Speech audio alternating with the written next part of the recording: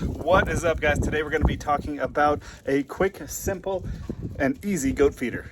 Hey y'all, so first of all, we got our goats, and it's been about 6 months ago now. We knew almost nothing. We learned a lot, did some research, but we just didn't know about feeders. We ended up spending way too much money on a feeder. It does work well, but we really didn't need to spend all that much money. So we wanted to share with you guys this quick, simple, and cheap goat feeder that you can build for yourself. So this is it. It is basically 2.5 8-foot 2x4s, and then some like metal netting, is what you call it, or some I don't know, fencing material stuff. But that's basically it. All you do is you cut the 2x4s in half, you screw them together, and then you get a piece of 2x4 to put in between them here. Just gives them some stability.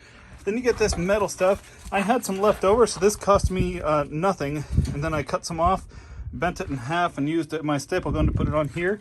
And then all you do is drop some food in here. We'll show you in a second, and that is it.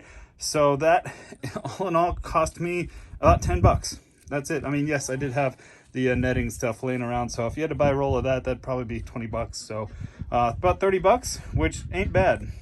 Especially because when we bought our first one, it was, well, like 5 times that expensive. So this will work great. I'm really excited about it. I'm gonna get some food loaded in for the goats, at least for Merryweather here, and we'll see how it does.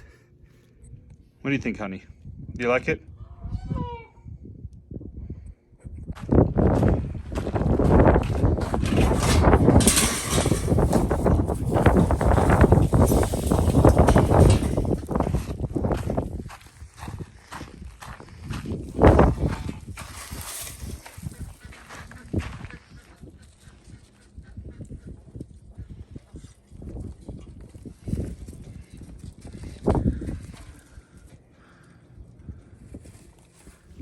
Well, I think that's a success. It worked really well. She ate out of it right away. So the only thing we may have to change is making the holes in the netting just a little bit bigger, and that's just cutting a few pieces out of it.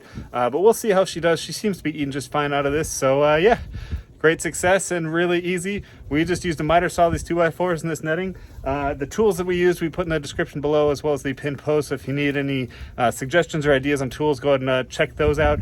Otherwise, if you have any questions or comments, go ahead and put them below, and I'll get back to you. Thanks, guys, and we'll see you next time.